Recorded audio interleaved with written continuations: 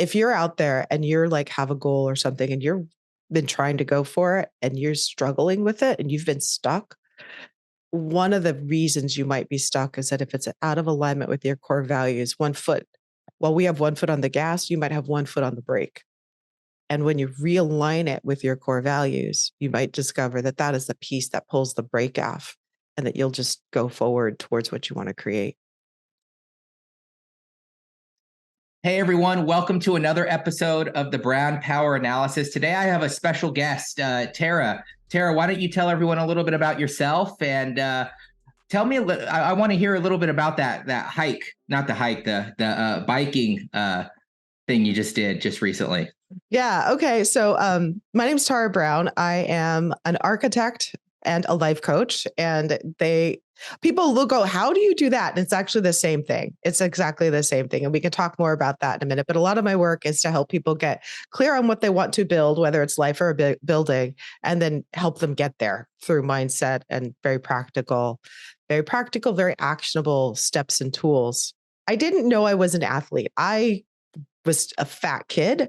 I had Epstein-Barr in my 20s. I thought everybody else, in my 20s, if I exercised for 30 minutes, I would have to sleep for 3 hours. I mean, that was like, it just leveled me. And then, and so I figured everybody else was athletes. I thought other people were cyclists. Find out at 52, a love of cycling that I didn't know was in me, took up mountain bike racing and other things, got on some podiums. It was a pretty cool thing, and thought I wanted to train for this epic mountain bike race, the Leadville 100 miles. Actually, it's 104 miles in the mountains of Colorado, 9 to 12,000 foot elevation, 10,000 feet of elevation gain. You'd try to do it in under 12 hours. And it had been a goal. I got in. It's a lottery. It's an effort to get in, and I'm training for it. I was training for it earlier this year. Yes. And needed to work up to 12 to 16 hours a week of cycling. 1,000 foot of elevation gain per hour was the target for the rides. And I found myself burning out. Now, you have to understand that I love riding. Like, I'll get up at 3:45 in the morning to drive across town to ride my bike. I would never do that for exercise, but I don't ride my bike for exercise. I ride my bike for love. And what happened was I caught myself crying on my bike. I hadn't told you that, but I'm riding by myself, doing repeats up and down the hills and just crying and regretting that I'm not home with my kids. I have twin girls. They're 16 and I've got them for 2 more years. And I realized that what I was doing was going against my core values, because after a 5-6 hour ride, I was wiped. And my coach told me, you're going to be wiped for the day. You'll have nothing left. You're going to want to sleep, stick yourself in your recovery boots and just rest. And it was just tearing me up as a mom. And so I pivoted and I put it on hold. And I'd been really public about going for this goal. And I'd enlisted people to help ride with me. Of course, no one really wanted to do those kinds of crazy rides. But it was the best thing I could have done, because it was just out of alignment. And so, yeah. And so right now I'm recovering from cycling burnout and just took 2 whole weekends off. I've never taken 2 weekends off since I started. And then just getting back into riding my bike. So how did you feel? Because I think that, and I'll dive into it a little bit more later on, but making that decision, like realizing that you have burnout, you're not reaching your core values, but being able to make that hard decision. Because I mean, this is a decision that happens in many different ways. I think for a lot of us in many different points in our life and business, of going, all right, well, is it really the right? I think it's a mind thing. And the way I put it is I never know if I'm quitting because the fear of failure, or I don't know if I'm quitting just because it's the right decision. Sure. Oh, that's a great one. Yeah. Because failure can be feedback. It's like, not this way. It's not that the goal isn't yours, but that this way. I had learned basically a prayer that I used, which was, okay, God, build my desire for it or redirect it. And so I started saying that to myself. I'm still getting out there. I'm still on my bike, but I'm really struggling. I'm struggling with the motivation. I'm struggling with just willingness to do it. So I just kept saying, okay, build my desire for it or redirect it, and build my desire and redirect it. One day I woke up and I wanted to run. I just wanted to go running. I wanted nothing to do with my bike. And day after day, I just wanted to go running. I'm like, okay, that was my clarity, was when my whole appetite for cycling, which I love cycling. I mean, I was riding 4 or 5 days a week leading up to just making this decision. I've had crashes. I've broken my arms. I've landed with major, grapefruit sized hematomas on my hip from a bad fall. And I'll get up and ride, like very little trips to the ER before my first big race, where the doctors and nurses, when I say, I've got a race on Saturday, 7 days in advance, look at me pityingly.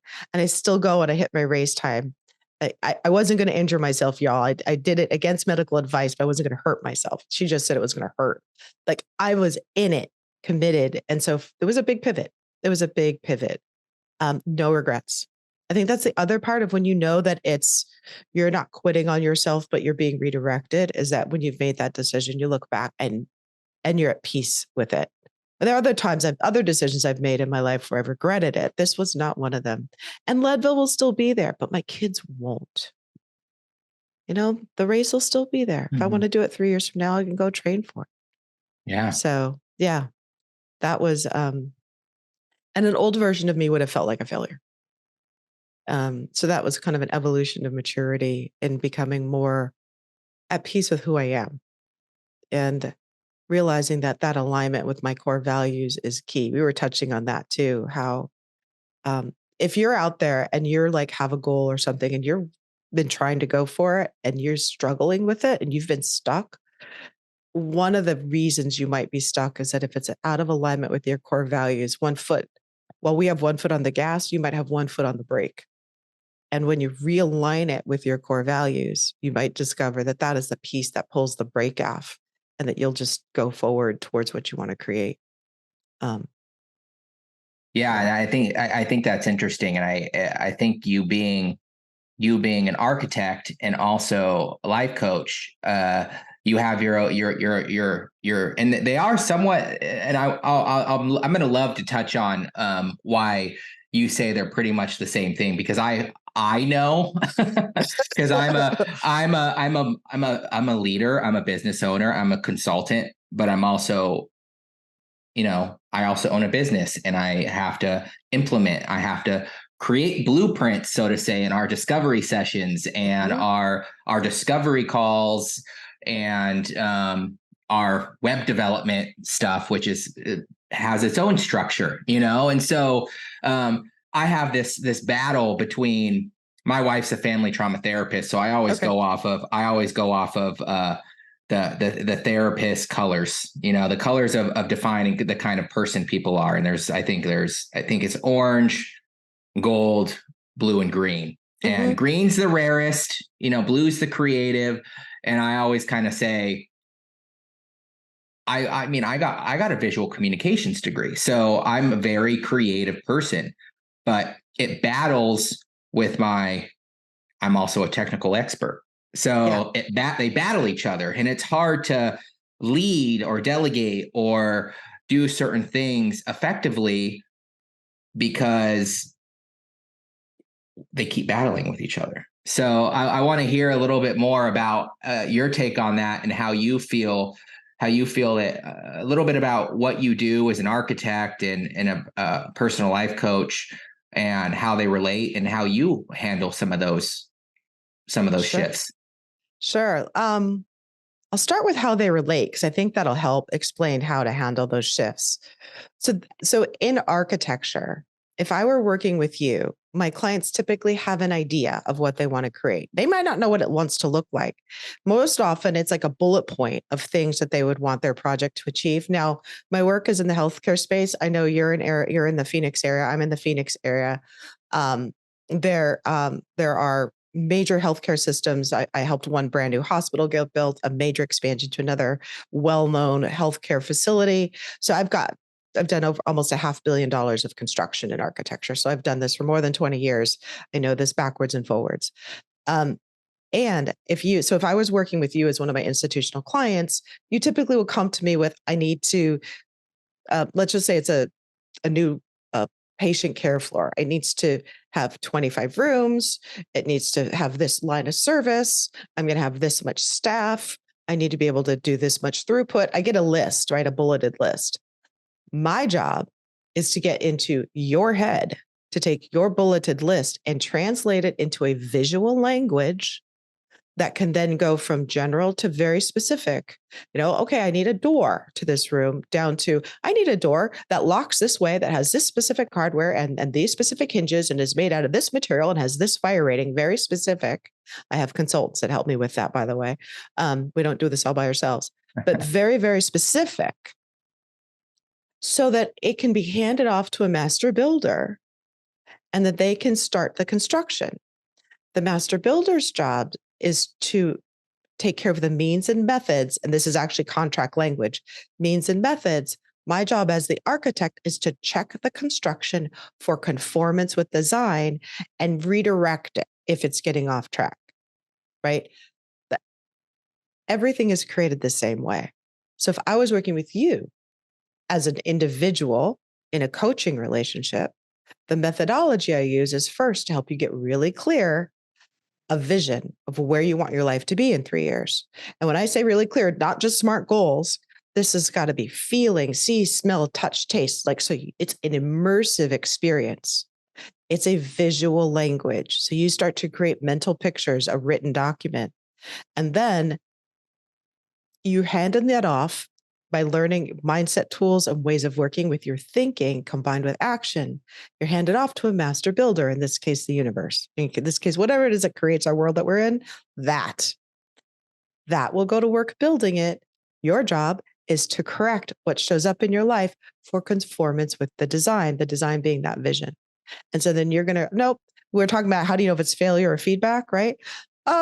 This is feedback, not this way. This isn't in alignment with what I want to create. And so we redirect.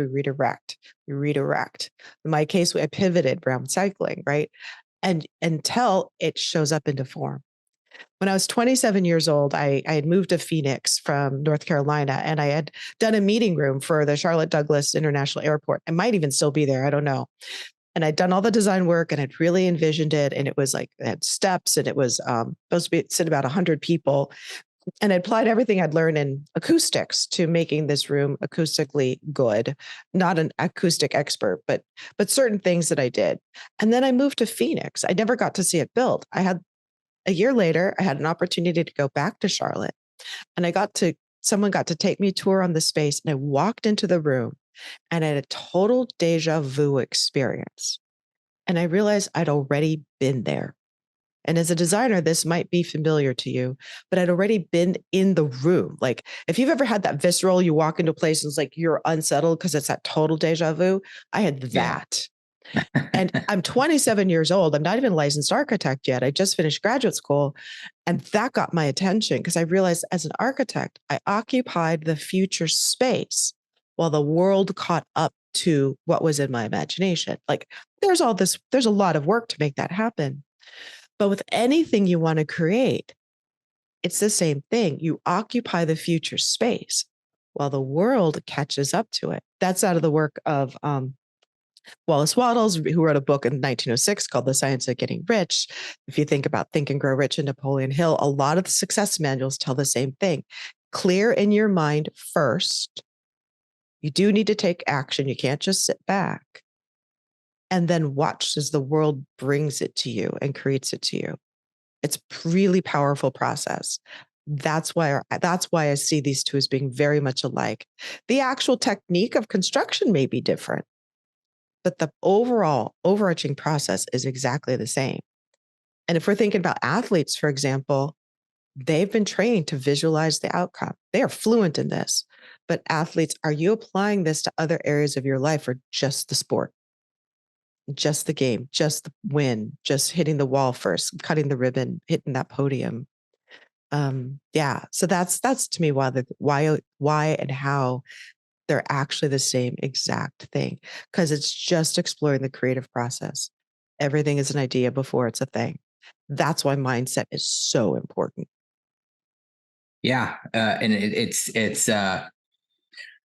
interesting that you say that, because it's not just athletes. I mean, I think that you've probably seen it too with companies that you have worked with, but I see it from other athletic driven individuals myself. I see it from gym owners. I see it from, you know, online apparel shop owners. I see it from, you know, and everyday people. So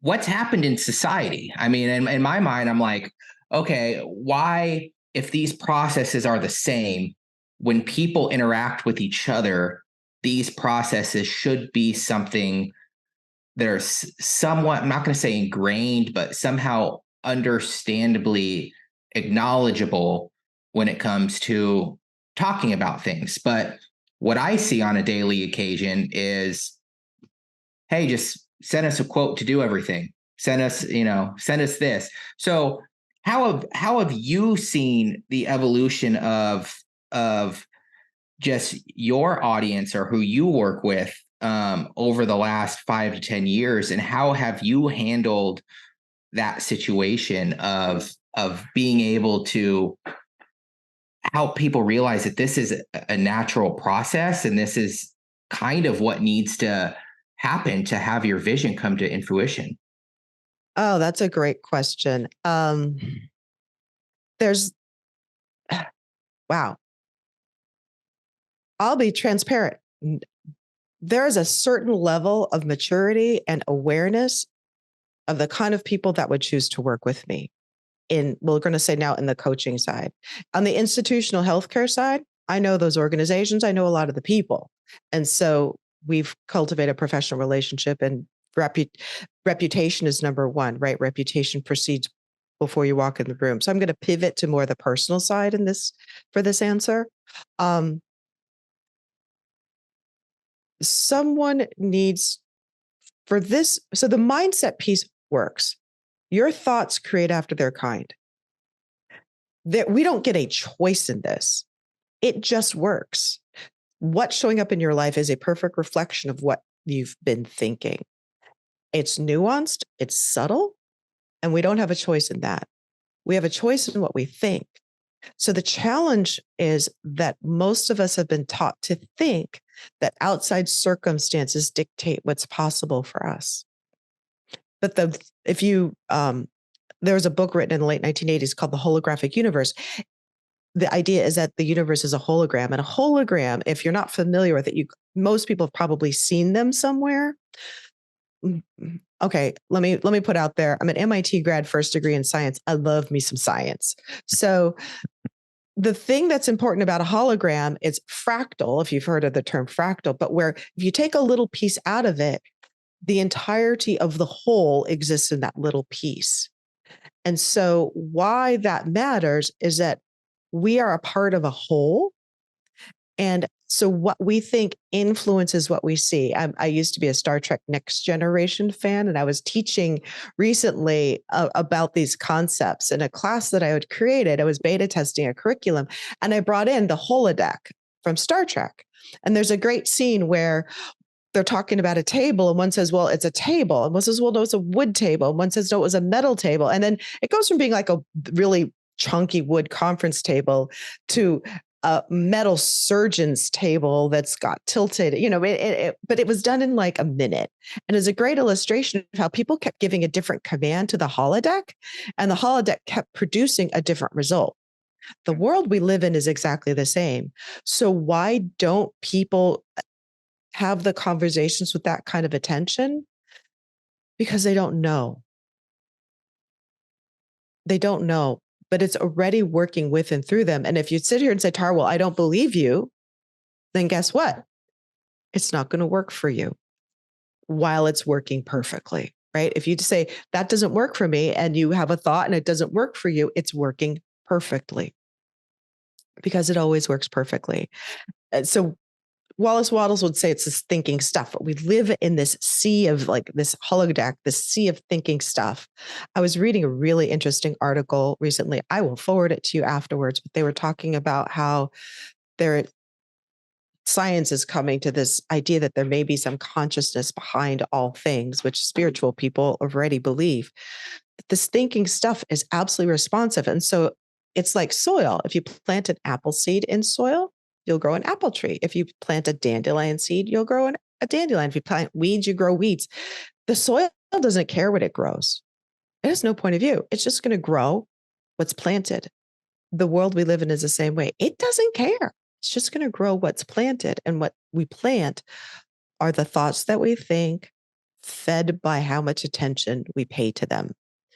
So I was teaching at a mastermind group a couple of weeks ago in San Diego, and someone asked a question. Well, what am I supposed to do with these thoughts that come to me? And you're not responsible for your first thought. You're responsible for what you do with it. And so how we entertain it, is that thought in alignment? Going to go back to that design thing. Is that a thought alignment with the vision that we want to create, with the business success? I work with some business people. Right now I've got a client. We've been working together a couple months, and it's great. Her business has increased, her revenue has increased 58% over 2 months ago. I feel like that's a pretty good success. Mm-hmm. We're going to work together for at least a year. But the nuance, it's the nuance. It's like the little pivot. She's an expert in what she does. My job isn't to help her be a better. Her specialty is actually cancer nutrition, and to help people get into remission by using nutrition. My expertise isn't that. I listen to what she says, and when she's saying things that are out of alignment with what she stated she wants to create, my job is to help correct. Is that what you want to create? Because I listen for limitation in thinking. Is that a limited thinking? Well, you can only have so much success. I can only handle this much work. It's too much. Okay. If someone says in business, I can only handle this much, more is too much, they're going to put the brakes on success. They're going to stop it. I don't care how good their branding is, how good their marketing is, how good their social media is, how good anything, they won't answer the phone because it's too much. And so my work with them is to help them notice where you say it's too much, and then get curious, what kinds of systems would you need for that not to be too much? How many hours a week would you need to be working in the business versus on the business? How many hours a week do you need to recharge your batteries? And start getting really curious about this holistic picture so that they can go back in and do what they're an expert in. Because I'm not an expert in everything. I'm an expert in the design and creation process.